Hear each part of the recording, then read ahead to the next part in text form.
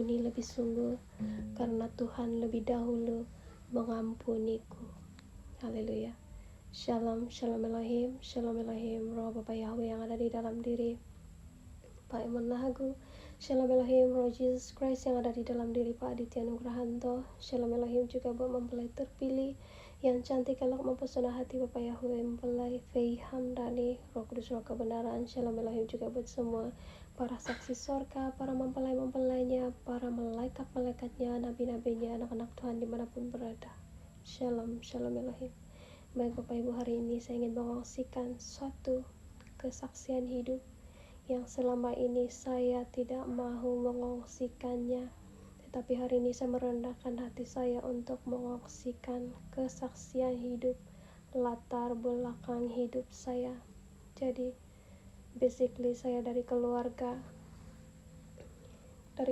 yang miskin Bapak Ibu. Dari sejak kecil itu saya lahir dalam keluarga yang miskin, boleh dikira miskin tegar seperti itu. Kita bukan orang yang berada hidup apa adanya seperti itu.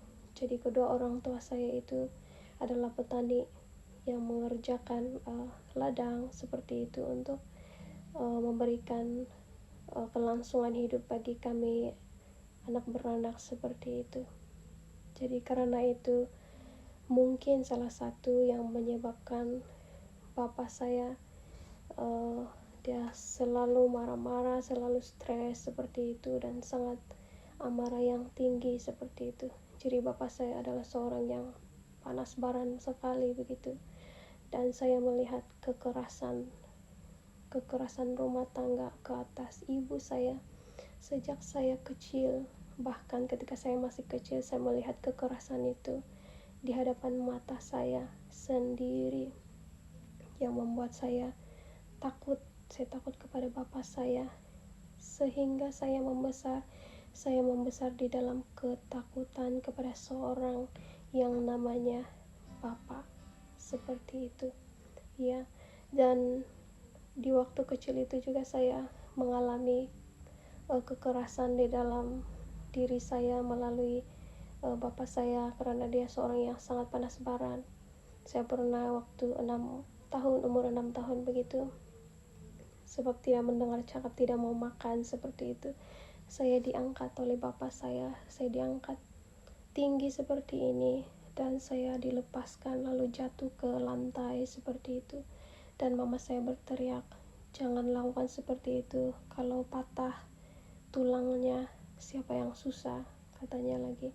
Dan saya pernah juga mengalami di mana saya dipukul, belakang saya itu dipukul dengan kayu penyapu itu sehingga patah seperti itu. Dan banyak lagi hal-hal yang saya alami yang menyebabkan adanya kepahitan, adanya dendam di dalam hati saya yang saya tidak dapat mengampuni, yang sosok namanya seorang bapa. Bahkan dari perkataan mereka juga, kadang-kadang kedua orang tua saya, apabila mereka sudah sangat-sangat stres dan sangat-sangat penat ataupun sangat-sangat marah seperti itu, mereka tidak dapat mengekang lidah mereka sehingga mereka mengutuk saya. Bahkan adik-beradik yang lain juga mengalami hal yang sama, di mana saya sering dikatakan, matilah kau, lebih baik mati dari kecil seperti itu. Dan itu menjadi, saya selalu sering kali mendengar perkataan yang sama itu seperti itu, yang membuat saya mempersoal diri saya. Saya mempersoal hidup saya, kenapa saya ada di dalam keluarga ini, apakah saya bukan anak dari keluarga ini, seperti itu, sebab saya diperlakukan seperti itu. Saya tidak mengalami kasih sayang selayaknya yang dialami oleh anak-anak di waktu kecil seperti itu. Saya sering melihat kekerasan di dalam keluarga yang menyebabkan saya takut kepada sosok yang namanya bapak saya itu sendiri. Jadi saya tidak suka ada di dalam rumah, saya tidak suka keadaan di dalam rumah yang hawanya sangat panas karena asyik ada pertengkaran dan pergaduhan seperti itu. Itu membuat saya membenci sosok yang namanya bapak saya, sehingga ada waktunya beberapa kali dan banyak kali Bapak Ibu saya ingin membunuh diri. Seringkali saya ingin membunuh diri karena saya sangat putus asa dengan keadaan di dalam keluarga seperti itu, dan saya merasa tertolak oleh keluarga saya sendiri, oleh kedua orang tua saya, akibat dari perkataan kutuk yang keluar dari mulut mereka menyuruh, matilah kau, lagi baik mati dari kecil daripada menyusahkan, seperti itu. Jadi yang saya cari di dalam kesedihan saya, di dalam persoalan saya seperti itu, saya merasa tertolak. Yang saya cari adalah Tuhan. Saya berseru kepada Tuhan, dan ada waktunya saya ingin membunuh diri, tapi saya tidak dapat membunuh, saya tidak dapat bunuh diri juga Bapak Ibu, karena saya mengingat ada satu firman yang saya pernah dengar ketika saya pergi ke gereja, ialah kalau orang bunuh diri itu dia masuk ke neraka terus. Jadi saya merasa takut, tetap takut untuk membunuh diri, tetapi di dalam keputusasaan saya sering terpikir untuk membunuh diri, seperti itu Bapak Ibu. Jadi di dalam waktu saya membesar itu, saya mengalami banyak yang namanya kepahitan, mengalami banyak dendam ke atas bapak saya, seperti saya tidak dapat mengampuninya, saya sangat membencinya. Selama saya membesar sampai 11 tahun, sampai suatu waktu saya mengenal Tuhan, saya menerima Tuhan. Ketika umur saya 16 tahun, saya melepaskan pengampunan atas bapak saya, walaupun itu sangat sakit. Saya ingin melepaskan pengampunan seperti itu.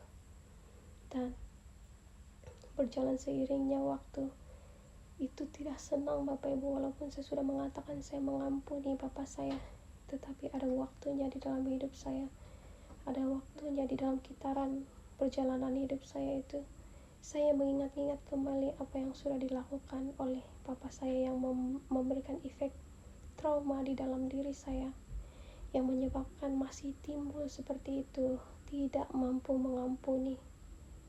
Dan akhirnya sampai pada waktu ini, saya mengatakan di dalam diri saya tidak mau menyimpan dosa, kepahitan, dendam, amarah di dalam diri saya, akibat daripada latar belakang hidup saya dari kecil seperti itu.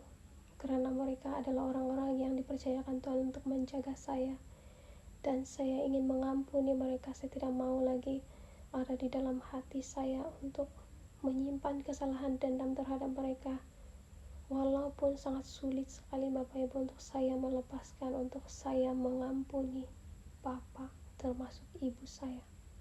Sehingga akhirnya satu waktunya itu, Bapak saya di sekitar tahun 2023, dia mengalami secara pribadi mengalami pertemuan dengan Tuhan, dan saya melihat perubahan dalam dirinya. Walaupun tidak lagi seperti dahulu, tetapi ada perubahan di dalam dirinya. Saya tidak mau menyimpan kesalahan, bahkan amarah dan dendam yang pernah ada di dalam lubuk hati saya, diakibatkan dari waktu kecil saya, sama seperti lagu tadi, sebentar mengampuni, lebih sungguh, karena Tuhan lebih dahulu mengampuni saya. Jadi kenapa saya tidak boleh mengampuni orang lain, bahkan Tuhan sudah mengampuni diri saya sendiri. Dan akhirnya tindakan kasih itulah memilih untuk mengampuni, yang memampukan kita untuk mengampuni, yang memampukan saya untuk mengampuni.